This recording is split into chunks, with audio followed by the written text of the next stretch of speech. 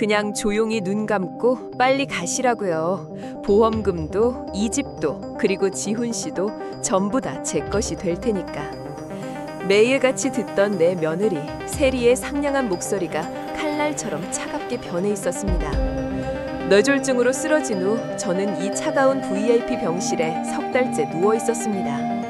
하지만 그 아이는 몰랐습니다. 제가 이미 깨어났다는 사실을. 그리고 그 아이의 살인 계획보다 더 제 가심을 찢어놓는 것은 아들과 통화하는 그 아이의 다정한 목소리였습니다. 여보, 밥은 먹었어요? 어머님은 아직 그대로야. 하지만 걱정 마. 내가 잘 모실게. 제 이름은 고은숙. 올해 70입니다. 남편을 먼저 떠나보낸 지 10년이 넘었지만 저는 외롭지 않았습니다. 제게는 눈에 넣어도 아프지 않을 아들 지훈이가 있었고 복덩이처럼 굴러들어온 며느리 세리가 있었으니까요. 사람들은 모두 저를 부러워했습니다. 평창동의 으리리한 저택에서 의사 아들과 그림처럼 예쁜 며느리의 극진한 효도를 받으며 산다고 말입니다. 저 또한 그렇게 믿었습니다. 오늘 저녁도 저는 아들과 며느리가 가장 좋아하는 갈비찜을 정성껏 준비하고 있었습니다. 부드러운 소갈비에 달콤 짭짤한 양념이 잦아드는 냄새가 주방 가득 퍼졌습니다. 이 집은 남편이 남긴 유산이지만 집안 곳곳에 온기를 채워주는 것은 바로 아이들이었습니다. 특히 며느리 세리는 제게 친딸 이상의 존재였습니다. 싹싹한 성격에 언제나 생글생글 웃는 얼굴로 저를 대했습니다. 매일 아침 어머님 밤새 안녕하셨어요? 라며 살갑게 문안 인사를 건넸고 제 건강을 누구보다 살뜰히 챙겼습니다. 어머님 연세도 있으신데 기력 보충하셔야 해요. 세리는 온갖 귀한 약재를 구해와 제게 다려주었고 좋다는 영양제는 빠짐없이 챙겨주었습니다. 저는 그런 며느리가 고맙고 기특해서 제 모든 것을 내주어도 아깝지 않다고 생각했습니다. 남편이 남긴 막대한 재산도 언젠가는 모두 저 아이들의 것이 될 테니 미리 조금씩 떼어주는 것을 아까워할 이유가 없었습니다. 하지만 지금 돌이켜보면 그 모든 것이 치밀하게 계획된 연극의 일부였습니다. 불안의 징조는 아주 사소한 것에서부터 제 일상에 스멀스멀 스며들고 있었습니다. 최근 들어 세리는 제 건강에 유독 더 신경을 썼습니다. 그런데 그 방식이 조금 이상했습니다. 어머님, 이건 심혈관의 특효약이에요. 제가 아는 분 통해서 어렵게 구한 거예요. 세리가 건네는 환약은 값비싼 상자에 담겨 있었지만 입에 넣으면 역한 냄새와 함께 혀끝이 아려왔습니다. 제가 인상을 찌푸리면 세리는 몸에 좋은 약이 입에는 쓴 법이에요, 어머님. 이라며 웃어넘겼습니다. 저는 그 말을 믿었습니다. 며느리는 제 식단까지 완벽하게 관리했습니다. 건강을 생각한다면서 갑자기 모든 음식을 기름지고 짜게 바꾸기 시작했습니다. 제가 너무 짜다고 하면 연세 드시면 입맛이 없으시니 이렇게라도 드셔야 기운을 차리시죠. 라며 제 밥 위에 반찬을 더 얹어주었습니다. 지금 생각하면 그 아이는 제 혈압을 서서히 그리고 확실하게 높이고 있었던 것입니다. 가장 이상했던 것은 어느 날 오후 거실에서 깜빡 잠이 들었다가 깼을 때였습니다. 세리가 누군가와 심각한 표정으로 통화를 하다가 제가 눈을 뜬 것을 보고는 화들짝 놀라며 전화를 끊었습니다. 제가 누구와 통화했냐고 묻자 그 아이는 잠시 당황하더니 이내 웃으며 둘러댔습니다. 아, 보험 설계사요. 어머님, 저희 앞으로 들어놓은 보험 상품 점검차 연락이 왔네요. 그때 세리가 황급히 끄는 휴대폰 화면 위로 엄마 계약건은 언제쯤이라는 메시지 한 줄이 스치듯 보였습니다. 저는 그 엄마가 당연히 세리의 친정 어머니일 것이라 생각했습니다. 제 목숨을 담보로 한 계약일 줄은 꿈에도 상상하지 못했습니다. 저는 그 모든 이상한 징후들을 그저 나이가 들어가며 예민해진 탓이려니 하고 넘겨버렸습니다. 제 아들 지훈이마저도 엄마, 세리가 얼마나 엄마를 생각하는데요.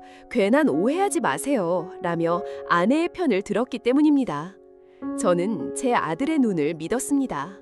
그날 이후 평온했던 제 삶의 수면 아래에서는 보이지 않는 파문이 일렁이기 시작했습니다.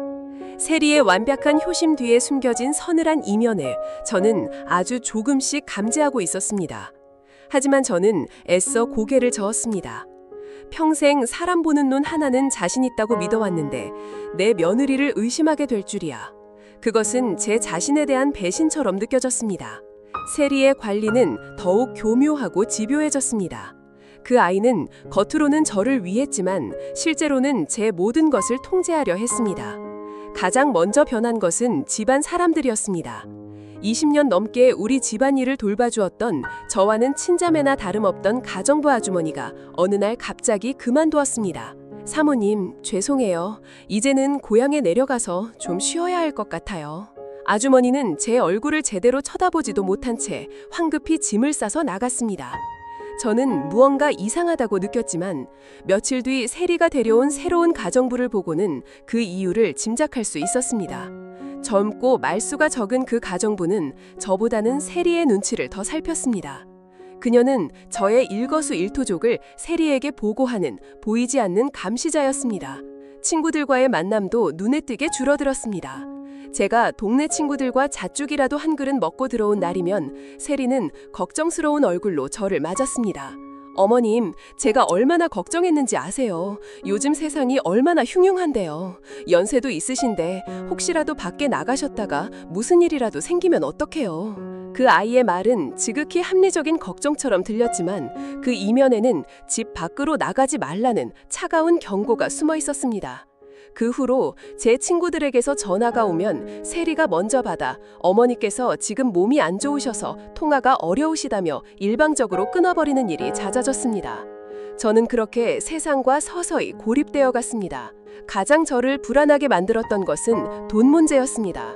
남편이 남긴 유산 덕분에 저는 평생 돈 걱정 없이 살아왔습니다. 하지만 세리는 마치 우리 집안의 재무장관처럼 모든 지출을 관리하기 시작했습니다. 어머님, 이제 돈 관리는 제가 할게요. 신경 쓰시면 머리 아프시잖아요. 필요하신 거 있으시면 언제든지 말씀만 하세요. 그 아이는 제 신용카드를 가져갔고 통장 관리까지 도맡아 했습니다. 처음에는 저를 위하는 마음에 그런다고 생각했습니다. 하지만 제가 가끔씩 용돈이 필요하다고 말하면 세리는 마치 어린아이에게 용돈의 씀씀이를 훈계하듯 어디에 쓸 것인지 왜 필요한지를 꼬치꼬치 캐물었습니다. 제 돈을 쓰는데 며느리의 허락을 받아야 하는 기막힌 상황이 된 것입니다. 그러던 어느 날 세리가 아주 중요한 서류라며 제게 내밀었습니다.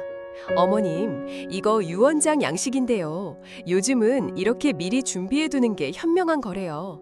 나중에 지훈 씨가 복잡한 상속 문제로 고생하지 않도록 어머님께서 미리 정리해 주시면 좋겠어요. 그 말은 너무나도 부드럽고 논리적이어서 저는 하마터면 서류에 서명을 할 뻔했습니다.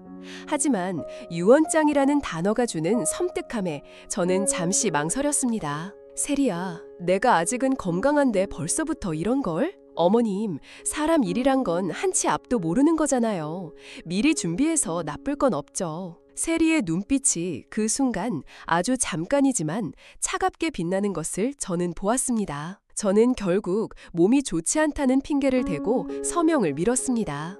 그날 밤 저는 처음으로 세리라는 아이가 두렵다는 생각을 했습니다. 제 아들 지훈이는 이 모든 변화를 전혀 눈치채지 못했습니다.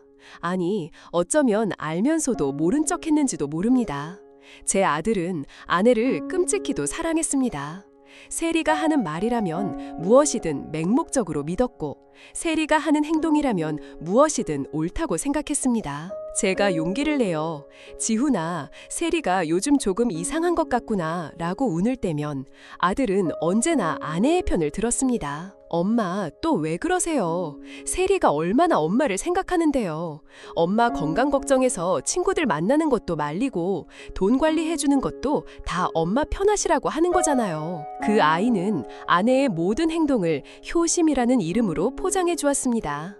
제가 느끼는 통제와 고립은 아들의 눈에는 그저 과민 반응으로만 보였던 것입니다. 엄마, 세리만큼 엄마한테 잘하는 며느리가 어디 있어요. 엄마가 예민하게 구시면 세리가 상처받아요. 그 말을 듣는 순간 저는 깨달았습니다. 제 아들에게 이제 저의 감정보다 아내의 감정이 더 중요해졌다는 것을요. 저는 더 이상 아들에게 칭얼대는 늙은이가 되고 싶지 않았습니다. 저는 입을 닫았습니다.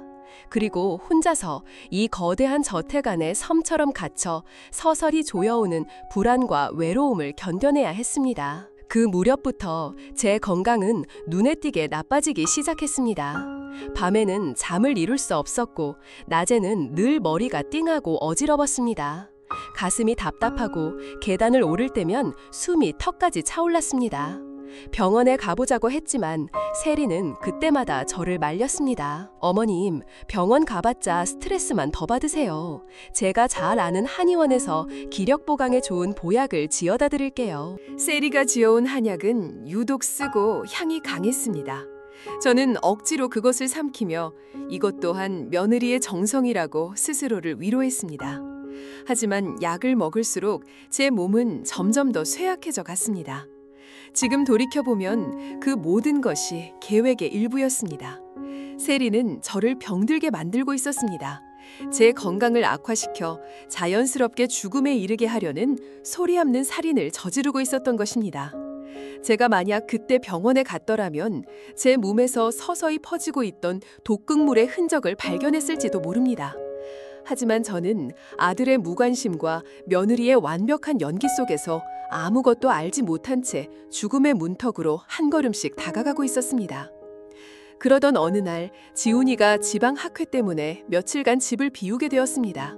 그날따라 제 몸 상태는 최악이었습니다.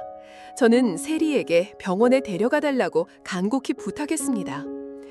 세리야, 나 정말 안 되겠다. 숨쉬기가 힘들어. 하지만 세리는 평소와 달리 아주 차갑고 단호했습니다. 어머님, 엄살 좀 그만 부리세요. 제가 보기엔 아주 괜찮으신데요. 그 순간 저는 처음으로 그 아이의 본 모습을 마주했습니다.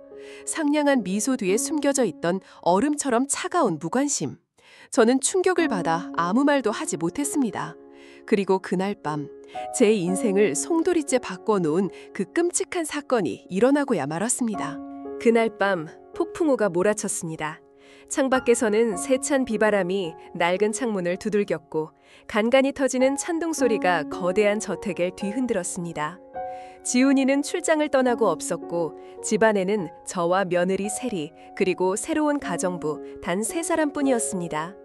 어둠과 폭풍우 그리고 외부와 단절된 고립된 공간. 지금 생각하면 그것은 세리가 계획한 범죄를 위한 완벽한 무대였습니다. 저는 저녁 내내 가슴을 쥐어뜯으며 신음했습니다. 숨을 쉴 때마다 날카로운 통증이 심장을 찔렀고 머리는 깨질 듯이 아파왔습니다. 저는 기어가다시피 거실로 나와 소파에 앉아있는 세리에게 애원했습니다. 세리야, 나 정말 죽을 것 같구나. 제발 119 좀 불러다오. 하지만 세리는 들고 있던 잡지에서 눈을 떼지도 않은 채 차갑게 대답했습니다. 어머님, 자꾸 왜 그러세요? 낮에도 괜찮으셨잖아요. 그냥 피곤하셔서 그래요. 방에 들어가서 좀 주무시면 나아지실 거예요. 그 목소리에는 일말의 걱정도 동정도 없었습니다. 마치 귀찮은 벌레를 쫓아내려는 듯 차가운 무관심뿐이었습니다. 저는 절망했습니다. 이 집안에서 저는 완벽하게 혼자였습니다. 저를 구해줄 사람은 아무도 없었습니다. 그때 세리가 자리에서 일어나 주방으로 향했습니다. 잠시 후 그녀는 따뜻한 김이 피어오르는 죽 한 그릇을 들고 나타났습니다. 어머님, 기운 없으신 것 같아서 전복죽 좀 끓였어요. 이거 드시고 푹 주무세요. 그 순간 저는 바보처럼 또다시 희망을 품었습니다. 그래, 내가 오해한 것일지도 모른다. 세리가 그래도 나를 생각해주고 있구나. 저는 떨리는 손으로 숟가락을 들었습니다. 죽에서는 고소한 참기름 냄새가 났습니다. 하지만 그 냄새 뒤에 아주 희미하게 제가 얼마 전부터 먹고 있던 한약재와 비슷한 냄새가 섞여 있다는 것을 그때 저는 알아채지 못했습니다. 저는 세리가 지켜보는 앞에서 죽을 천천히 떠먹었습니다. 속이 따뜻해지면서 신기하게도 통증이 조금 가라앉는 것 같았습니다. 고맙다, 세리야. 제가 힘겹게 말하자 세리가 희미하게 웃었습니다. 하지만 그 웃음은 어딘가 기이해 보였습니다. 이제 괜찮으시죠? 어서 방에 들어가서 주무세요, 어머님. 저는 세리의 부축을 받아 침실로 돌아왔습니다. 침대에 눕자 온몸에 나른한 기운이 퍼지면서 눈꺼풀이 천근만근 무거워졌습니다. 아, 이제 좀 살 것 같구나. 그것이 제가 의식을 잃기 전 마지막으로 했던 생각이었습니다. 얼마나 시간이 흘렀을까? 저는 갑작스러운 충격에 눈을 떴습니다. 누군가 제 뺨을 거칠게 때리고 있었습니다. 눈을 뜨자 제 바로 앞에는 분노로 일그러진 세리의 얼굴이 있었습니다. 이봐요, 할망구. 아직도 정신이 안 들어요? 할망구, 그 아이는 저를 그렇게 불렀습니다. 상냥했던 며느리의 모습은 온데간데 없었습니다. 그 자리에는 낯선 악마가 서 있었습니다. 뭐야, 네가 왜? 제가 말을 더듬자 세리가 제 머리채를 잡아챘습니다. 왜긴 왜야? 당신 때문에 내 인생이 얼마나 꼬였는데 이제 그만 죽어줘야지. 그 순간 저는 깨달았습니다. 제가 먹은 죽에 수면제가 아닌 다른 무언가가 들어있었다는 것을. 심장을 마비시키는 혹은 혈압을 급격하게 상승시키는 그런 종류의 약이었을 겁니다. 세리는 제가 조용히 잠든 사이에 심장마비로 죽기를 바랐지만 제 생명력은 생각보다 질겼던 모양입니다. 정신이 돌아온 저를 본 세리는 당황한 기색이 역력했습니다. 계획에 차질이 생긴 것이지요. 네 인연, 네가 나한테 무슨 짓을... 제가 소리치자 세리가 제 입을 거칠게 틀어막았습니다. 시끄러워. 어차피 이렇게 된 거 확실하게 끝내줘야겠네. 세리는 침대 옆 협탁에 있던 무거운 크리스탈 재떨이를 집어들었습니다. 그 눈빛은 사리로 번뜩이고 있었습니다.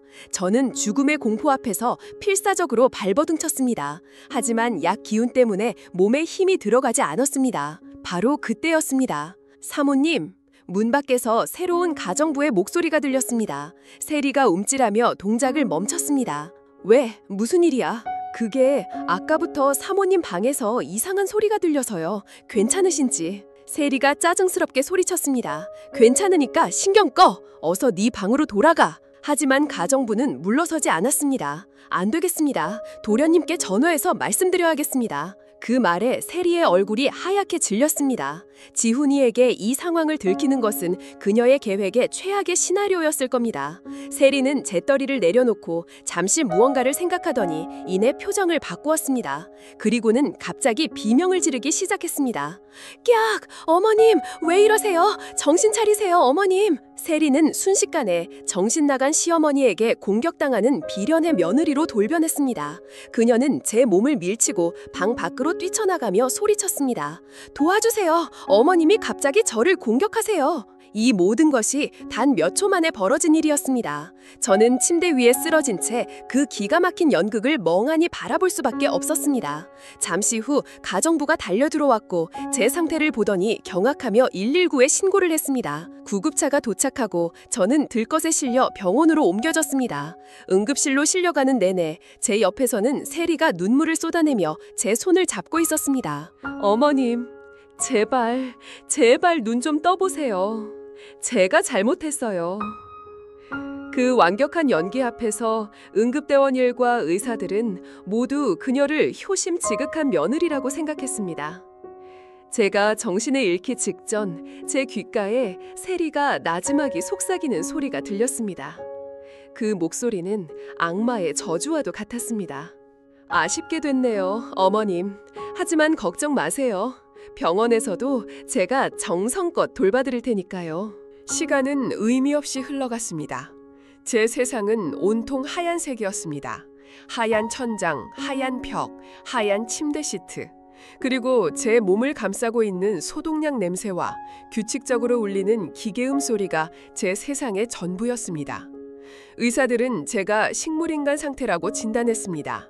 뇌의 일부가 손상되어 의식을 회복할 가능성이 거의 없다고 했습니다. 저는 살아있었지만 죽은 것이나 다름없었습니다. 제 영혼은 움직일 수도 말할 수도 없는 이 껍데기 같은 육신 안에 완벽하게 갇혀버렸습니다. 지옥은 바로 그곳에 있었습니다. 저는 모든 것을 듣고 느끼고 생각할 수 있었습니다. 하지만 아무것도 표현할 수 없었습니다. 눈꺼풀 하나 들어 올릴 수 없었고 손가락 하나 까딱할 수 없었습니다.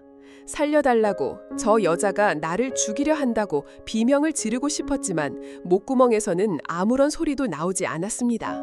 그것은 살아있는 관 속에 갇힌 것과 같은 끔찍한 형벌이었습니다. 매일같이 아들 지훈이가 병문안을 왔습니다. 제 손을 잡고 눈물을 흘리며 말했습니다. 엄마, 미안해. 내가 잘못했어.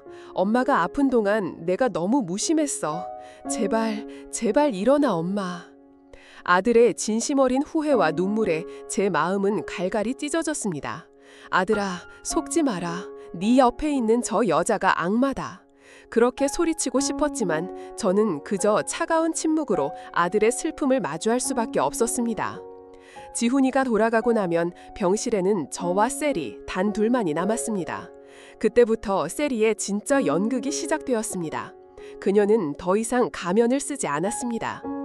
아직도 숨이 붙어있네. 이 할망구 정말 즐기다니까. 세리는 제 귓가에 저주를 퍼부었습니다. 그녀는 제 링거줄을 만지작거리며 약의 투여량을 도절하는 척 위협을 가하기도 했습니다. 이거 한 방이면 아주 편안하게 갈 수 있는데 안 그래요, 어머님? 그리고는 마치 아무 일도 없었다는 듯 자신의 새로운 삶에 대한 계획을 신나게 떠들어댔습니다. 당신이 죽으면 보험금 50억 원이 나와. 그럼 이 지긋지긋한 집에서 벗어날 수 있어. 내 아들 준영이랑 그리고 그 사람과 함께 해외로 떠나서 살 거야. 당신 아들? 걱정 마. 그 바보는 내가 하자는 대로 다 할 테니까. 아마 당신 장례식장에서 펑펑 울면서 나한테 평생 고마워하며 살겠지. 효심 지극한 아내 덕분에 어머니 마지막 길 편안하게 모셨다고. 그 아이의 말을 들으며 저는 비로소 모든 진실을 알게 되었습니다. 세리에게는 다른 남자가 있었고 심지어 아이까지 있었던 것입니다. 제 아들 지훈이는 그저 그녀의 계획을 위한 완벽한 도구이자 재산을 가로채기 위한 발판에 불과했습니다. 세리는 매일같이 자신의 연인과 통화를 했습니다. 제가 듣고 있다는 사실은 꿈에도 모른 채 응, 자기야, 아직이야. 근데 거의가 됐어. 의사도 가망 없다고 하더라고. 조금만 더 기다려. 우리가 함께할 날이 머지 않았어. 그 달콤한 목소리를 들으며 저는 피눈물을 흘렸습니다. 제 아들이, 제 가여운 아들이 얼마나 철저하게 기망당하고 있었는지를 깨달았기 때문입니다. 하지만 제가 할 수 있는 것은 아무것도 없었습니다. 그저 이 모든 것을 듣고만 있어야 하는 무력감에 저는 매일 밤 절망 속에서 몸부림쳤습니다. 죽고 싶었습니다. 이 모든 것을 끝내고 싶었습니다. 하지만 죽을 수조차 없었습니다. 세리는 제가 스스로 숨을 거두는 것조차 허락하지 않았습니다. 그녀는 자연사라는 완벽한 시나리오를 위해 제가 이 생지역 속에서 천천히 말라 죽어가기를 기다리고 있었습니다. 그렇게 희망 없이 하루하루를 버텨가던 어느 날 한 줄기 빛이 제게 다가왔습니다. 그녀의 이름은 최민서, 이 병동의 수간호사였습니다. 50대 중반에 온화하지만 강단 있는 인상을 가진 분이었습니다. 다른 간호사들과는 달리 최 간호사님은 저를 단순한 식물인간 환자로 대하지 않았습니다. 그녀는 매일 제 몸을 닦아주고 자세를 바꿔주면서 제게 말을 걸어주었습니다. 어머님, 오늘 날씨가 참 좋네요. 창밖으로 목련이 활짝 폈어요. 힘드시죠? 그래도 기운 내셔야 해요. 기적은 포기하지 않는 사람에게 찾아온다고 하잖아요. 그 따뜻한 목소리를 들을 때면 저는 아주 잠시나마 살아있다는 것을 느낄 수 있었습니다. 최 간호사님은 곧 세리의 이상한 행동들을 눈치채기 시작했습니다. 베테랑 간호사의 눈은 속일 수 없었던 것입니다. 어느 날 지훈이가 병실을 나간 직후였습니다. 세리는 평소처럼 제게 다가와 링거 조절기를 만지작거렸습니다. 오늘따라 혈색이 좋아 보이시네. 이러면 안 되는데. 그녀가 링거의 약 투여 속도를 미세하게 높이려는 순간이었습니다. 갑자기 병실 문이 열리며 최 간호사님이 들어왔습니다. 박재훈님 보호자분, 지금 뭐 하시는 겁니까? 최 간호사님의 목소리는 얼음장처럼 차가웠습니다. 세리는 화들짝 놀라며 손을 뗐습니다. 아니에요. 그냥 먼지가 묻어 있어서 떼어드리려고. 세리는 어색하게 변명했지만 최 간호사님의 눈은 이미 모든 것을 꿰뚫어보고 있었습니다. 의료기기는 함부로 만지시면 안 됩니다. 환자에게 위험할 수 있습니다. 다음부터는 주의해 주십시오. 그날 이후 최 간호사님은 저를 더욱 유심히 살피기 시작했습니다. 그녀는 세리가 없을 때면 제 상태를 더욱 꼼꼼하게 체크했습니다. 그리고 제 눈을 들여다보며 아주 작은 변화라도 놓치지 않으려는 듯 집중했습니다. 저는 필사적으로 신호를 보내려 했습니다. 제발, 제발 내 말을 들어주세요. 내가 살아있다는 것을 알아주세요. 저는 온 힘을 다해 눈꺼풀에 힘을 주었습니다. 하지만 눈꺼풀은 천근만근 무거워 제 뜻대로 움직여주지 않았습니다. 그러던 어느 깊은 밤이었습니다. 그날따라 병실은 유난히 조용했고 제 의식은 그 어느 때보다도 또렷했습니다. 최 간호사님이 순찰을 돌며 제 병실에 들어왔습니다. 그녀는 제 혈압을 재고 체온을 확인한 뒤 습관처럼 제 손을 부드럽게 잡아주었습니다. 어머님, 오늘도 고생 많으셨어요. 편안한 밤 되세요. 그녀가 돌아서려는 순간이었습니다. 저는 제 생의 모든 의지를 끌어모아 아주 미세하게 새끼손가락을 움직였습니다. 까딱. 아주 작은 움직임이었지만 그것은 제가 할 수 있는 전부였습니다. 순간 최 간호사님의 몸이 그대로 굳었습니다. 그녀는 숨을 죽인 채 천천히 고개를 돌려 제 손을 내려다보았습니다. 그리고 떨리는 목소리로 아주 나지막이 속삭였습니다. 어머님, 방금 저는 다시 한번 온 힘을 다해 손가락을 까딱 움직였습니다. 최 간호사님은 자신의 눈을 의심하는 듯 한참을 제 손에서 눈을 떼지 못했습니다. 그녀의 눈에 서서히 눈물이 차오르기 시작했습니다. 그녀는 주변을 한번 살피더니 제게 몸을 더 가까이 숙이고 거의 입모양으로만 말했습니다. 어머님, 제 말이 들리시면 다시 한 번만 제발. 저는 응답했습니다. 까딱. 그 순간 최 간호사님은 저도 모르게 터져나오려는 울음을 참으려 자신의 입을 두 손으로 막았습니다. 그녀의 눈에서 뜨거운 눈물이 쉴 새 없이 흘러내렸습니다. 그녀는 울고 있었습니다. 저를 대신해서. 제 억울함과 절망을 알아준 단 한 사람이 저를 위해 울어주고 있었습니다. 그 눈물을 보며 저는 처음으로 희망을 보았습니다. 어둠 속에 갇혀있던 제게 한 줄기 구원의 빛이 비추기 시작한 것입니다. 그날 이후 저와 최 간호사님 사이에는 아무도 모르는 비밀 연대가 형성되었습니다. 그녀는 제 유일한 소통 창구이자 가장 헌신적인 조력자가 되어주었습니다. 우리는 눈을 깜빡이는 횟수로 의사소통을 했습니다. 한 번은 아니요, 두 번은 예.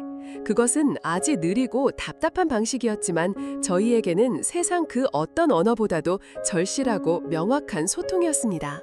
저는 그녀에게 모든 것을 말했습니다. 세리가 저지른 끔찍한 악행, 그녀의 숨겨진 가족, 그리고 제 아들 지훈이가 철저히 속고 있다는 사실까지.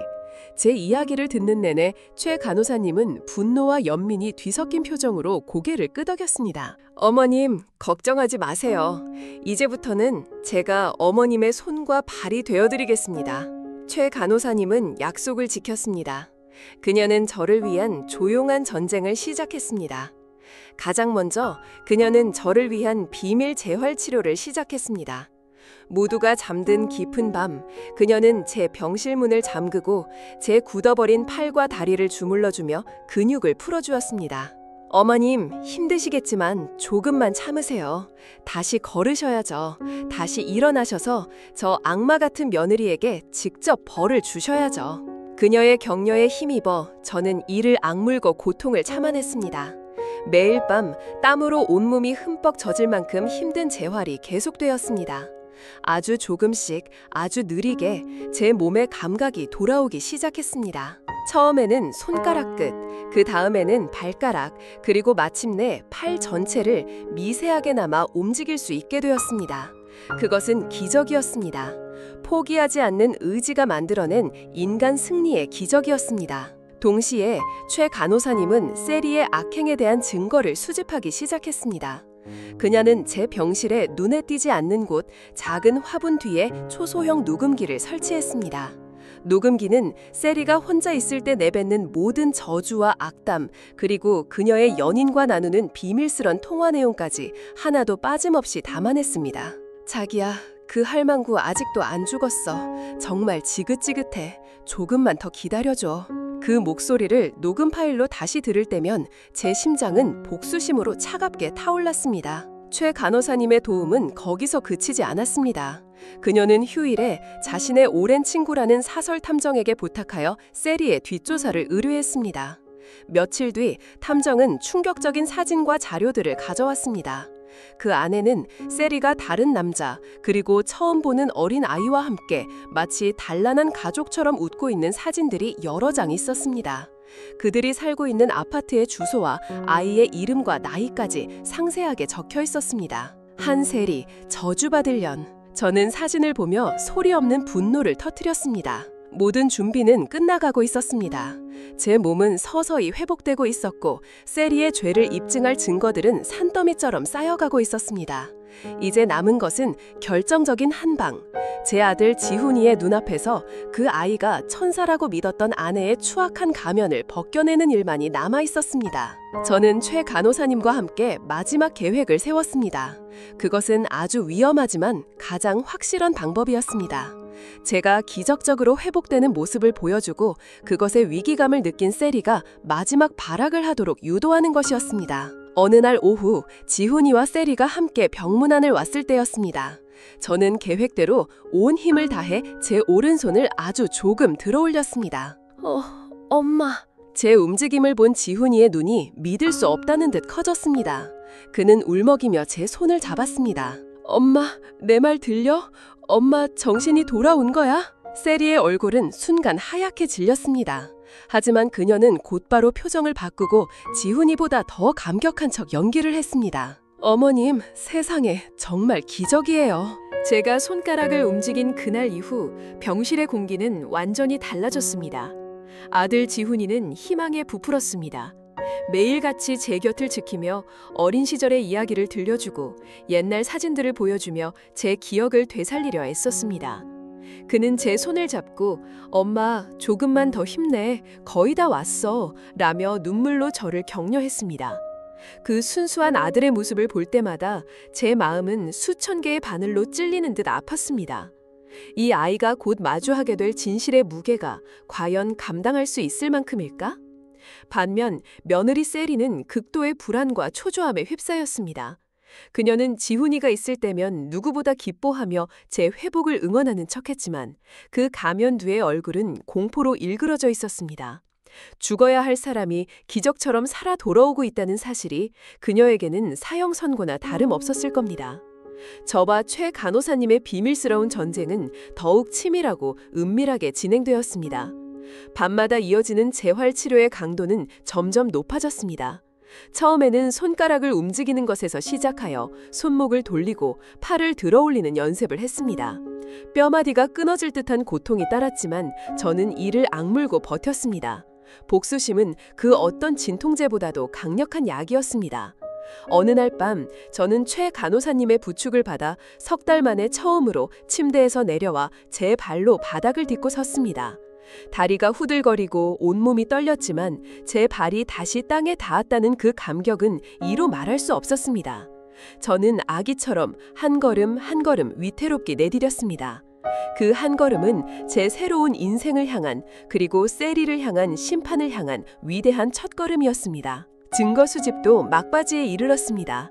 최 간호사님이 설치해둔 녹음기는 점점 더 노골적이고 잔인해지는 세리의 본 모습을 남김없이 담아냈습니다. 왜 안 죽는 거야, 이 독한 할망구. 차라리 그때 재떨이로 머리를 내리쳤어야 했는데.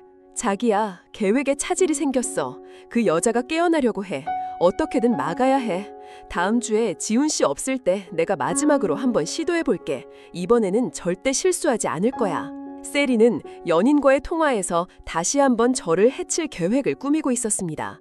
그 마지막 시도가 무엇일지는 불보듯 뻔했습니다.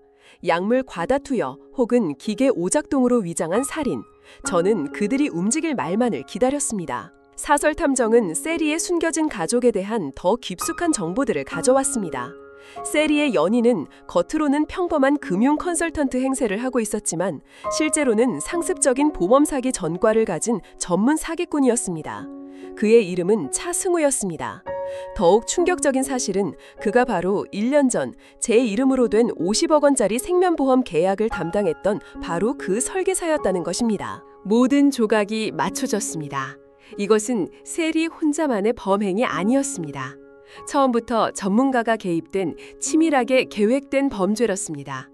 차승우는 부유한 노인들을 물색하여 보험에 가입시킨 뒤 세리와 같은 여자들을 접근시켜 가족 관계를 맺게 하고 결국에는 자연사나 사고로 위장하여 살해한 뒤 보험금을 가로채는 수법을 반복해왔던 것입니다. 세리의 아들 준영이는 어쩌면 차승우의 아들이 아닐 수도 있었습니다. 그저 범행을 위한 도구로 이용당하는 또 다른 피해자일지도 모르는 일이었습니다. 저는 최 간호사님과 함께 마지막 무대를 준비했습니다. 이제는 더 이상 기다릴 필요가 없었습니다. 놈들이 다시 움직이기 전에 우리가 먼저 선수를 쳐야 했습니다. 계획은 이랬습니다. 제가 갑자기 말을 할 수 있게 된 것처럼 연기하고 제 손으로 직접 유언장을 작성하겠다고 선언하는 것이었습니다. 유언장의 내용은 제 모든 재산을 사회에 환원한다는 것이었습니다. 이 소식을 들으면 세리는 분명 이성을 잃고 마지막 발악을 할 것이 틀림없었습니다. 돈 때문에 이 모든 짓을 저지른 그녀에게 모든 재산이 눈앞에서 사라지는 것은 죽음보다 더한 고통일 테니까요. 그리고 바로 그 순간 모든 것을 지켜보고 있던 지훈이의 눈앞에서 그녀의 가면을 벗겨내는 것, 그것이 저희의 마지막 시나리오였습니다. 작전 개시일은 지훈이가 병원에서 당직 근무를 서는 금요일 밤으로 정해졌습니다. 외부인의 출입이 적고 병원이 비교적 한산한 시간이었습니다. 최 간호사님은 미리 병원 보안팀과 신뢰할 수 있는 몇몇 동료들에게 상황을 설명하고 협조를 구해두었습니다. 또한 만약의 사태에 대비해 제 오랜 친구이자 변호사인 박영진 변호사에게도 연락을 취해 그 시간에 맞춰 병원에서 대기해달라고 부탁했습니다. 드디어 운명의 금요일 밤이 되었습니다. 저는 최 간호사님의 도움을 받아 휠체어에 앉아 창밖을 내다보았습니다. 제 심장은 폭풍 전야처럼 고요하면서도 세차게 뛰고 있었습니다. 지난 몇 달간의 고통과 인내가 오늘 밤 모두 끝날 것이었습니다. 밤 10시, 지훈이가 잠시 휴식을 취하러 제 병실에 들렀습니다. 저는 계획대로 아들의 손을 잡고 아주 힘들게 하지만 또렷하게 첫 마디를 내뱉었습니다. 엄마. 지훈이의 눈이 놀라움으로 커졌습니다. 그는 자신의 귀를 의심하는 듯 제 얼굴을 뚫어져라 쳐다보았습니다. 엄마, 방금 말한 거야? 나 할 말이 있다. 제 목소리는 거칠고 어눌했지만 의미를 전달하기에는 충분했습니다. 지훈이는 감격에 차서 눈물을 흘리며 제 손을 꼭 잡았습니다. 그래 엄마, 말해봐. 뭐든지 다 들을게. 저는 숨을 고르며 미리 연습했던 대사를 천천히 내뱉었습니다. 유언장을 쓰고 싶다. 유언장이라니 엄마, 그런 말 하지 마. 엄마는 이제 괜찮아질 거야. 아니다. 사람 일은 모르는 거다. 내일 당장 박 변호사님 오시라고 해라. 제 단호한 의지에 지훈이는 결국 고개를 끄덕였습니다. 알았어 엄마. 엄마 뜻대로 할게. 지훈이는 곧바로 세리에게 전화를 걸어 제가 말을 할 수 있게 되었다는 기적 같은 소식과 제가 유언장을 작성하려 한다는 사실을 알렸습니다. 전화기 너머로 세리의 침묵이 느껴졌습니다. 그녀가 얼마나 큰 충격과 혼란에 빠졌을지 저는 눈을 감고도 선명하게 그릴 수 있었습니다. 아니나 다를까 30분도 채 되지 않아 세리가 헐레벌떡 병실로 달려왔습니다. 그녀의 얼굴은 하얗게 질려 있었지만 애써 미소를 지으며 제게 다가왔습니다. 어머님, 세상에 말을 하실 수 있게 되셨다니 정말 다행이에요. 하지만 그 목소리는 미세하게 떨리고 있었습니다. 그런데 어머님, 유언장이라니요. 그런 섭섭한 말씀은 마세요. 저희가 앞으로 얼마나 더 잘 모실 건데요. 저는 아무 대답 없이 그저 텅 빈 눈으로 그녀를 쳐다볼 뿐이었습니다. 그날 밤 세리는 제 곁을 떠나지 않았습니다. 그녀는 제가 잠든 척하는 동안 밤새도록 누군가와 통화를 하고 메시지를 주고받았습니다. 아마도 차승우와 함께 이 예상치 못한 위기를 타개할 방법을 모색하고 있었을 겁니다. 저는 눈을 감고 그들의 마지막 계획이 무엇일지 예측하며 다가올 결전의 순간을 기다렸습니다. 창밖은 여전히 어두웠지만 제 마음속에는 이미 새로운 아침을 알리는 여명이 밝아오고 있었습니다. 다음 날 아침 박 변호사가 약속대로 병실을 찾아왔습니다. 그는 저와 최 간호사님으로부터 모든 전말을 미리 전해드려 상태였습니다. 그는 제 뜻에 따라 제 모든 재산을 소아암 환자를 위한 재단에 기부한다는 내용의 유언장을 작성하기 시작했습니다. 그 모습을 지켜보는 세리의 얼굴은 이제 하얀색을 넘어 거의 투명해져 있었습니다. 그녀는 초조하게 손톱을 물어뜨리며 금방이라도 폭발할 것 같은 시한폭탄처럼 위태로워 보였습니다. 지훈이는 아무것도 모른 채 "엄마, 정말 꼭 이렇게까지 하셔야겠어요?" 라며 안타까워할 뿐이었습니다. 유언장 작성이 거의 끝나갈 무렵 저는 마지막 계획을 실행에 옮겼습니다. 저는 박 변호사에게 아주 힘들게 말했습니다. 호사님, 한 사람 더 증인으로 서명해야 합니다. 누구를 말씀하시는 겁니까? 차승우, 내 보험 설계사, 그 사람을 불러주시오. 그 이름을 듣는 순간 세리의 몸이 돌처럼 굳었습니다. 그녀의 눈이 공포로 크게 뜨였습니다. 그녀는 제가 모든 것을 알고 있다는 사실을 그 순간 비로소 깨달은 것입니다.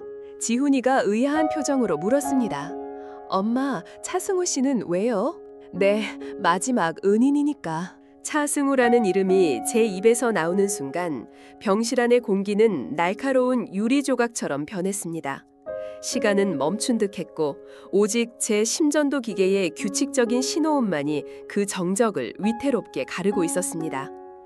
며느리 세리의 얼굴에서는 모든 감정이 사라져 있었습니다.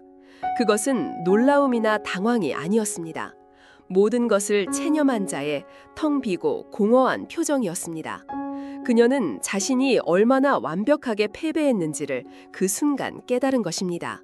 덫에 걸린 짐승이 더 이상 발버둥치지 않고 자신의 운명을 받아들이는 것과 같은 섬뜩한 평온이었습니다. 반면 제 아들 지훈이는 여전히 상황을 파악하지 못하고 있었습니다. 엄마, 갑자기 보험 설계사는 왜 불러요? 유언장 증인은 가족이나 변호사님이 하시면 되잖아요. 저는 아들을 향해 아주 희미하지만 단호한 미소를 지어 보였습니다. 아니다. 꼭 그 사람이 와야 한다. 내게 아주 중요한 사람이니. 제 고집에 지훈이는 결국 어쩔 수 없다는 듯 휴대폰을 들어 차승우에게 전화를 걸었습니다. 그는 스피커폰으로 통화를 전환했습니다.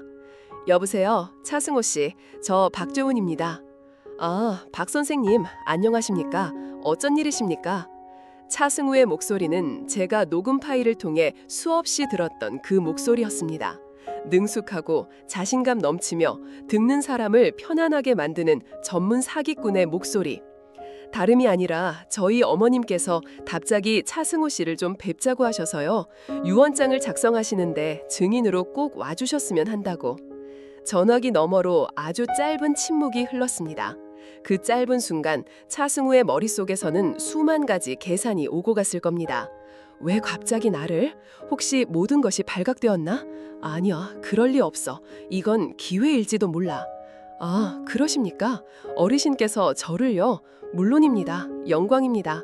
지금 바로 가겠습니다. 30분이면 도착할 겁니다. 그의 목소리는 조금도 흔들림이 없었습니다. 그는 이 위기를 정면으로 돌파하기로 결심한 모양이었습니다. 어쩌면 그는 제가 아직 모든 것을 알지는 못한다고 판단했을지도 모릅니다. 그저 마지막 가는 길에 자신에게 보험을 들어준 사람에게 고마움을 표하고 싶어하는 변덕스러운 노인의 마지막 인사 정도로 생각했을 수도 있습니다. 그의 그 오만함이 바로 그의 발목을 잡게 될 것이었습니다. 전화가 끊어지고 병실 안에는 다시 숨막히는 침묵이 흘렀습니다. 세리는 창밖만 멍하니 바라보고 있었고 지훈이는 불안한 듯 서성였습니다. 박 변호사님과 최 간호사님은 약속된 신호에 따라 잠시 자리를 비워준 상태였습니다. 지금 이 병실은 오직 우리 세 사람, 진실을 아는 자와 진실을 외면하는 자, 그리고 진실에 배신당한 자만이 남아있는 작은 심판의 무대였습니다. 저는 지훈이를 불렀습니다. 지훈아, 내 엄마, 이리 와서 내 옆에 좀 앉아보렴. 지훈이는 제 침대 옆 의자에 조심스럽게 앉았습니다.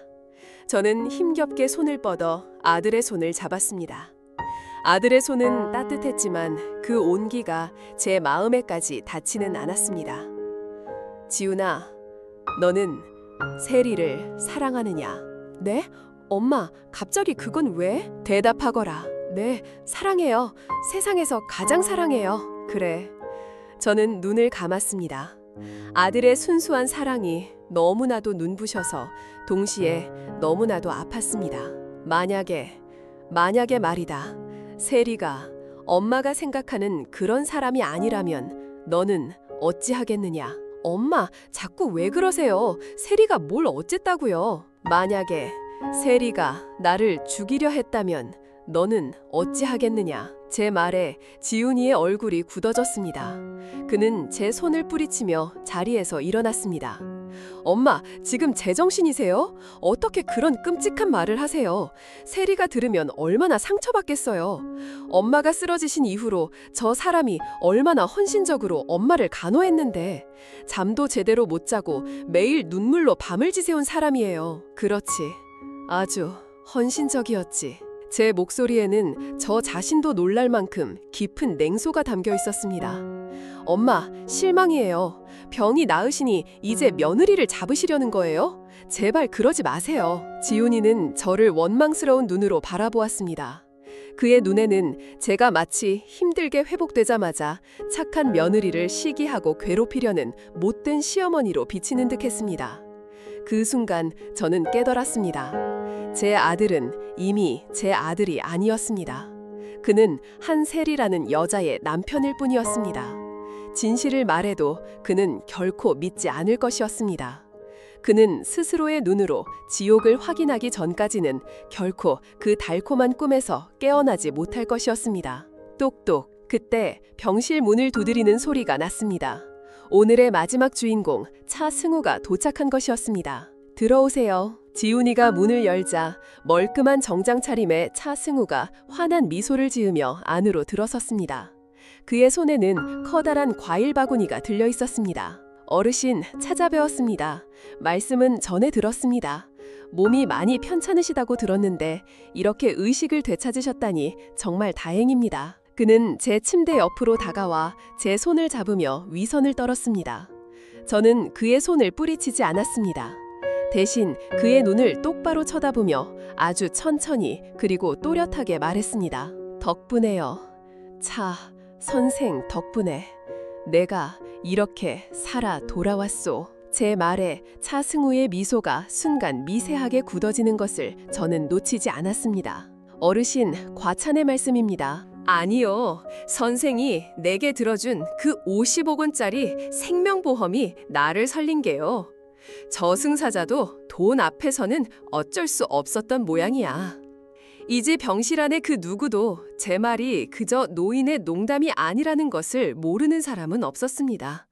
지훈이조차 이 대화가 무언가 아주 잘못되어 가고 있다는 것을 본능적으로 느끼고 있었습니다. 세리는 핏기 하나 없는 얼굴로 저와 차승우를 번달아 쳐다볼 뿐이었습니다. 차승우는 잠시 당황했지만 이내 평정을 되찾았습니다. 역시 전문가는 달랐습니다. 하하, 어르신, 유머 감각은 여전하십니다. 유머라. 저는 제 침대 밑에 숨겨두었던 작은 리모컨의 버튼을 눌렀습니다. 그러자 제 머리맡 벽에 걸려있던 평범한 풍경화 액자가 스르륵 소리를 내며 위로 올라갔습니다. 그 뒤에는 벽에 매립된 큼직한 TV 화면이 나타났습니다. 최 간호사님이 저를 위해 특별히 준비해준 마지막 무대 장치였습니다. TV 화면이 켜지자 그 안에는 너무나도 익숙한 얼굴이 나타났습니다. 바로 세리였습니다. 화면 속 세리는 제가 혼수 상태에 빠져 있을 때 바로 이 병실에서 차승우와 영상통화를 하고 있었습니다. 자기야, 아직도 안 죽었어. 정말 지긋지긋해. 화면 속 세리의 목소리가 병실 안에 선명하게 울려 퍼졌습니다. 지훈이의 얼굴이 충격으로 하얗게 변했습니다. 그는 믿을 수 없다는 듯 화면과 자기 아내의 얼굴을 번갈아 쳐다보았습니다. 이게 뭐야? 세리야, 이게 무슨... 세리는 아무 말도 하지 못했습니다. 그저 사시나무처럼 떨고 있을 뿐이었습니다. TV 화면은 계속해서 지난 몇 달간 녹화된 세리의 만행들을 보여주었습니다. 그녀가 제 링거를 만지작거리던 모습, 제 귓가에 저주를 퍼붓던 모습, 그리고 차승우와 함께 제 보험금을 어떻게 쓸 것인지에 대해 신나게 계획을 짜던 모습까지 모든 것이 적나라하게 드러났습니다. 마지막 영상은 사설 탐정이 찍은 것이었습니다. 세리가 차승우 그리고 처음 보는 어린 아이와 함께 아파트 놀이터에서 단란한 한때를 보내는 모습이었습니다. 화면 속에서 아이는 차승우를 향해 아빠라고 부르며 달려가 안겼습니다. 그 영상을 보는 순간 지훈이의 세상은 완전히 무너져 내렸습니다. 그가 그토록 사랑하고 밀었던 아내가 자신을 철저히 기만하고 어머니를 죽이려 했으며 심지어 다른 남자의 아이까지 둔 여자였다는 사실. 그 진실의 무게를 그는 감당할 수 없었습니다. 지훈이는 머리를 감싸주며 짐승과 같은 비명을 질렀습니다. 그는 세리를 향해 달려들 기세였지만 다리에 힘이 풀린 듯 그 자리에 주저앉아 통곡하기 시작했습니다. 이제 상황을 파악한 차승우는 탈출을 시도했습니다. 그는 병실 문을 향해 뛰었습니다. 하지만 문은 이미 밖에서 잠겨 있었습니다. 문 밖에는 최 간호사님과 보험 요원들이 모든 상황을 지켜보고 있었습니다. 창문으로 뛰어내릴 셈이냐? 제가 묻자 차승우는 창가로 달려갔습니다. 하지만 창문에는 쇠 창살이 박혀 있었습니다. 제가 미리 부탁해둔 것이었습니다. 이제 도간에 든 쥐로구나. 제가 말했습니다. 그 순간 제 목소리는 더 이상 어눌해지 않았습니다. 저는 휠체어에서 천천히 제 두 발로 일어섰습니다. 지난 몇 달간의 피나는 재활의 결과였습니다. 제가 잘못... 차승우가 무릎을 꿇고 빌기 시작했습니다. 하지만 너무 늦었습니다. 병실 문이 열리고 박 변호사님과 경찰들이 들이닥쳤습니다. 한세리 씨, 차승우 씨, 당신들을 살인 미수 및 보험 사기 혐의로 긴급 체포합니다. 모든 것이 계획대로였습니다. 경찰들이 세리와 차승우의 손에 수갑을 채우는 동안 저는 바닥에 주저앉아 울고 있는 제 아들 지훈이에게로 천천히 걸어갔습니다. 그리고 그의 어깨에 가만히 손을 얹었습니다.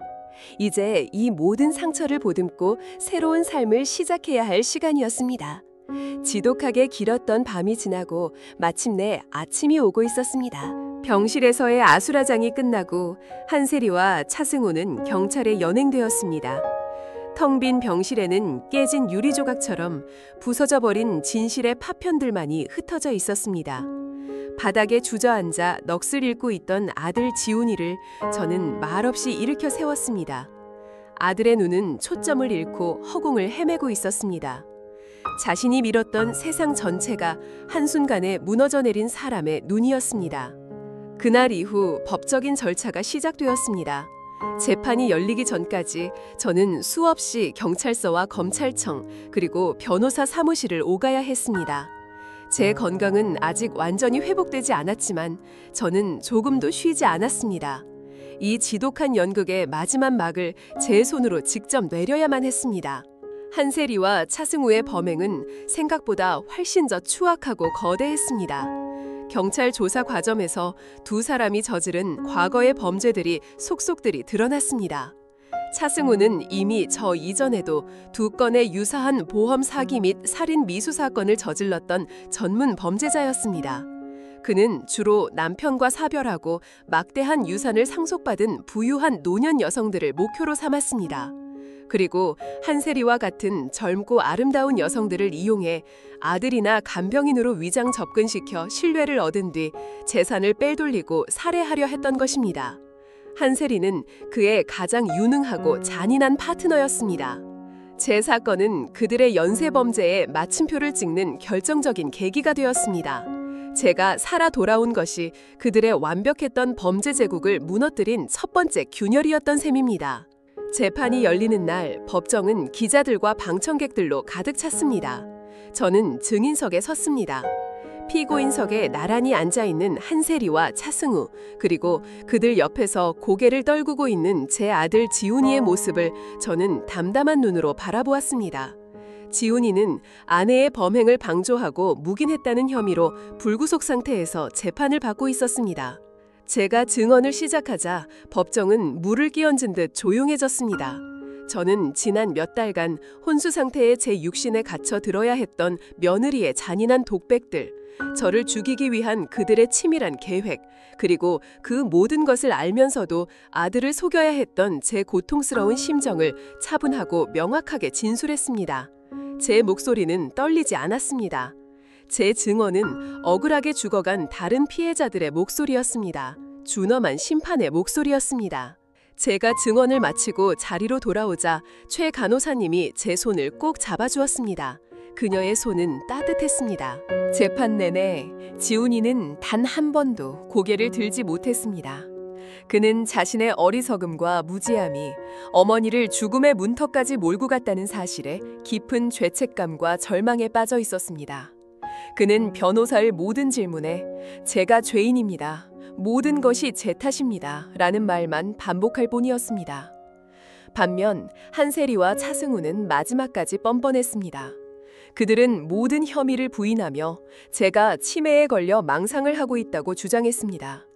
하지만 제가 병실에서 녹화해둔 영상 증거와 탐정이 수집한 그들의 범죄 증거들 앞에서 그들의 거짓말은 힘을 잃었습니다. 특히 한세리가 자신의 연인인 차승우에게 보낸 그 할망구 아직도 숨이 붙어 있어 라는 메시지와 차승우가 한세리에게 보낸 이번에는 확실하게 처리해 라는 답장은 그들의 살인 계획을 입증하는 결정적인 증거가 되었습니다. 최종 변론에서 검사는 그들을 향해 법정 최고형을 구형했습니다. 피고인들은 인감의 가장 기본적인 신뢰와 효심을 배반하고 오직 돈이라는 탐욕을 위해 한 인간의 생명을 파리 목숨처럼 여기려 했습니다. 이는 우리 사회의 근간을 흔드는 용서받을 수 없는 반인륜적 범죄입니다. 드디어 선고의 날이 밝았습니다. 재판장은 장엄한 목소리로 판결문을 읽어내려갔습니다.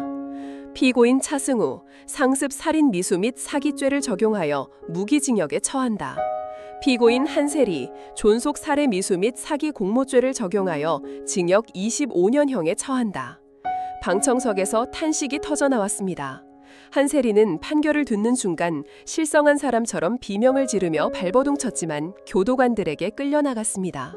그리고 마지막으로 재판장은 제 아들 지훈이를 향해 판결을 내렸습니다. 피고인 박지훈, 아내의 범죄를 인지하지 못한 중대한 과실은 인정되나 범행에 직접 가담했다는 증거가 불충분하고 깊이 뉘우치고 있다는 점을 참작하여 집행유예 2년을 선고한다. 그 판결을 듣는 순간 저는 저도 모르게 안도의 한숨을 내쉬었습니다. 법이 제 아들에게 마지막 기회를 준 것이었습니다. 재판이 끝나고 저는 법정 복도에서 지훈이와 마주쳤습니다. 지훈이는 제 앞에 무릎을 꿇었습니다. 엄마, 제가 정말 죽을 죄를 지었습니다. 아들은 더 이상 말을 잇지 못하고 어린아이처럼 통곡했습니다. 저는 아무 말 없이 아들의 어깨를 두드려 주었습니다. 용서는 아직 먼 이야기였습니다. 하지만 그 순간 저는 깨달았습니다. 저와 제 아들은 이제부터 아주 길고 힘든 시간을 함께 견뎌내야 한다는 것을, 무너진 신뢰를 다시 쌓고 깊게 패인 상처를 함께 보듬어야 한다는 것을, 그것이 법의 심판과는 다른 저희 모자에게 남겨진 또 다른 형벌이자 과제였습니다. 그날 이후 지훈이는 모든 것을 내려놓았습니다. 그는 의사라는 직업도 화려했던 인간관계도 모두 정리했습니다. 그리고 오직 저를 보살피는 일에만 전념했습니다. 그는 매일 아침 저를 위해 건강식을 만들었고 저녁에는 제 다리를 주무르며 하루의 피로를 풀어주었습니다. 그는 말이 없었습니다. 그저 묵묵히 속죄하는 마음으로 제 곁을 지킬 뿐이었습니다. 어느 날 제가 물었습니다. 지훈아, 후회하느냐? 네, 엄마. 무엇을 후회하느냐? 세리를 만난 것을? 아니면 나를 아프게 한 것을? 지훈이는 한참을 망설이다가 입을 열었습니다. 제 자신을요. 진실을 보려고 하지 않았던 제 어리석은 눈을 후회해요. 엄마의 고통을 외면했던 제 비겁한 마음을 후회해요. 아들의 대답에 저는 비로소 제 마음속에 단단하게 박혀있던 미움의 얼음덩어리가 아주 조금씩 녹아내리는 것을 느꼈습니다. 시간이 약이라는 말은 때로는 진실이었습니다. 저와 지훈이는 서로에게 아무것도 강요하지 않은 채 그저 조용한 시간 속에서 서로의 상처가 아물기를 기다렸습니다. 우리는 함께 아침을 맞이하고 함께 저녁을 먹고 함께 산책을 했습니다. 그 평범한 일상 속에서 우리는 아주 느리게 다시 엄마와 아들이 되어가고 있었습니다. 어느 날 저녁 지훈이가 제게 작은 봉투 하나를 내밀었습니다. 그 안에는 이혼 서류와 함께 한세리가 교도소에서 보내온 편지가 들어있었습니다. 읽어보시겠어요? 저는 고개를 저었습니다. 아니다. 이제 다 끝난 일이다. 저는 그 편지를 읽어보지 않은 채 벽난로의 불길 속으로 던져 넣었습니다. 타오르는 불꽃을 보며 저는 제 인생에 지독했던 한 챕터가 비로소 완전히 끝났음을 실감했습니다. 괜찮다, 지훈아. 제가 말했습니다. 이제 정말로 다 괜찮다. 제 말에 아들의 눈에 뜨거운 눈물이 고였습니다. 그것은 죄책감의 눈물이 아니라 아주 작은 희망과 구원의 눈물이었습니다. 그날 밤 저희는 아주 오랜만에 마주보고 앉아 함께 웃었습니다. 아직은 어색했지만 그것은 분명 새로운 시작을 알리는 따뜻한 웃음이었습니다. 법정의 문이 닫히고 세상의 소음이 잦아들었을 때 저희 모자에게는 길고 혹독한 침묵의 시간이 찾아왔습니다. 재판이 끝난 것이 모든 것의 끝은 아니었습니다. 그것은 오히려 무너져 내린 폐허 위에서 모든 것을 처음부터 다시 시작해야 하는 또 다른 고통의 시작이었습니다. 저는 그 저주와도 같았던 평창동 저택을 처분했습니다. 그 집의 모든 가구와 물건들에는 한세리의 거짓된 미소와 제 아들의 어리석었던 믿음, 그리고 저의 끔찍했던 고통의 기억이 얼룩처럼 배어 있었습니다. 저는 그 모든 과거의 흔적들을 미련 없이 지워버리고 싶었습니다. 저와 지훈이는 북한강이 유유히 흐르는 한적한 교회의 작은 집으로 이사했습니다. 아침이면 물 한 개가 피어오르고 저녁이면 강물 위로 붉은 노을이 지는 아름답고 평화로운 곳이었습니다. 하지만 그 고요함 속에서 우리는 각자의 방식으로 깊은 상처와 싸워야 했습니다. 지훈이는 웃음을 잃었습니다. 한때는 자신감 넘치고 유쾌했던 아들은 이제 말이 없는 그림자처럼 제 곁을 맴돌 뿐이었습니다. 그는 의사 가운을 벗었고 세상과의 모든 연을 끊었습니다. 그의 세상에는 오직 저 그리고 자신의 죄책감만이 남아있는 듯했습니다. 아들은 매일같이 저를 위해 밥을 짓고 빨래를 하고 정원을 가꾸었습니다. 그것은 속죄의 몸짓이었습니다. 그는 자신의 삶을 완전히 지워버리고 오직 어머니의 아들이라는 역할에만 자신을 가두려 했습니다. 그런 아들의 모습을 보는 것은 제게 또 다른 형벌이었습니다. 저는 아들이 다시 세상으로 나아가기를 바랐지만 어떤 말로 위로해야 할지 알 수 없었습니다. 우리 사이에는 아직도 너무나도 크고 투명한 벽이 가로막고 있었습니다. 어느 날 밤 저는 잠에서 깨어 거실로 나갔다가 어둠 속에서 홀로 위스키 잔을 기울이고 있는 아들의 뒷모습을 보았습니다. 그 어깨는 너무나도 외롭고 위태로워 보였습니다. 지훈아, 제가 부르자 아들이 화들짝 놀라며 고개를 돌렸습니다. 엄마, 아직 안 주무셨어요? 술은 몸에 좋지 않다. 죄송해요. 아들은 황급히 잔을 내려놓았습니다. 저는 아들의 맞은편에 앉았습니다. 강물 위로 부서지는 달빛이 아들의 지친 얼굴을 희미하게 비추고 있었습니다. 너는 아직도 세리를 사랑하느냐? 제 갑작스러운 질문에 아들은 한참을 대답하지 못했습니다. 그리고는 아주 나지막이 하지만 분명한 목소리로 말했습니다. 아니요. 그럼 원망하느냐? 아니요. 그럼 무엇이 너를 이토록 힘들게 하느냐? 제 질문에 아들의 눈에서 뜨거운 눈물이 흘러내렸습니다. 제 자신이요. 아들은 흐느끼며 말했습니다. 저는 사랑이란 이름으로 눈을 감고 귀를 막았어요. 엄마의 고통을, 엄마의 외로움을 애써 외면했어요.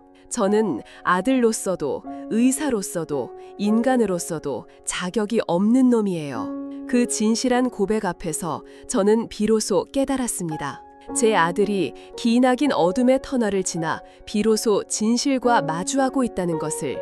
저는 자리에서 일어나 아들의 등을 가만히 안아주었습니다. 아니다. 너는 내 아들이다. 세상 무엇과도 바꿀 수 없는 내 유일한 아들이다. 그날 밤 저희는 아주 오랜 시간 동안 이야기를 나누었습니다. 아들은 그동안 차마 꺼내지 못했던 자신의 후회와 고통을 쏟아냈고 저는 그저 말없이 아들의 이야기를 들어주었습니다. 그 눈물의 밤을 지나며 우리를 가로막고 있던 투명한 벽이 아주 조금씩 허물어지고 있었습니다. 시간은 강물처럼 흘러갔습니다.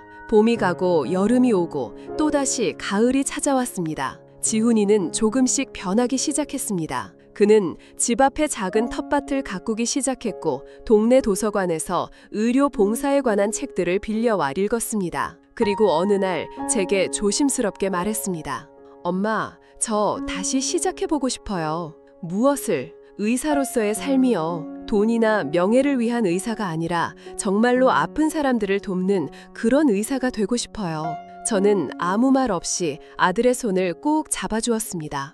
그 후 지훈이는 국내의 한 의료 봉사단체에 들어갔습니다. 그는 화려했던 강남의 개인 병원 대신 의료시설이 낙후된 외딴 섬마을과 산골 오지를 찾아다니며 의술이 필요한 사람들을 돌보았습니다. 가끔씩 집에 돌아온 아들의 얼굴은 햇볕에 검게 그을리고 지쳐 있었지만 그 눈빛은 그 어느 때보다도 맑고 평화로워 보였습니다. 아들은 자신의 상처를 다른 사람의 상처를 치유함으로써 스스로 치유하고 있었던 것입니다.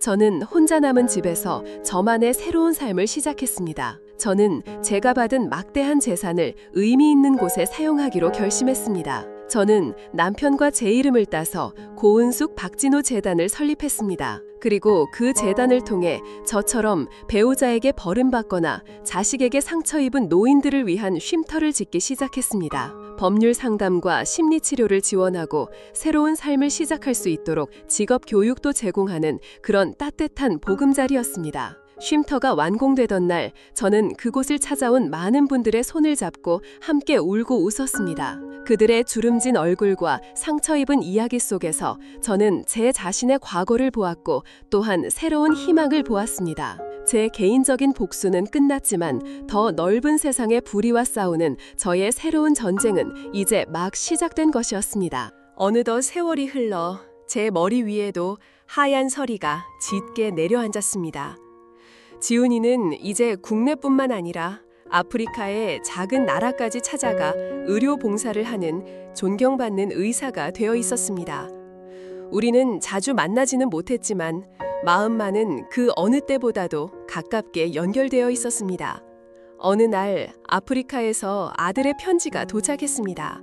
엄마, 이곳 아이들은 신발도 없이 흙길을 뛰어다니지만 세상에서 가장 밝은 미소를 가지고 있어요. 저는 이곳에서 매일같이 생명의 소중함과 사랑의 의미를 배우고 있습니다. 한때는 모든 것을 잃었다고 생각했지만 이제는 알 것 같아요. 모든 것을 잃고 나서야 비로소 가장 소중한 것을 얻게 된다는 것을요. 엄마, 고맙습니다. 저를 포기하지 않아 주셔서, 그리고 다시 살아갈 용기를 주셔서. 사랑합니다. 나의 유일한 엄마. 저는 편지를 읽으며 조용히 눈물을 흘렸습니다. 그것은 슬픔의 눈물이 아니었습니다.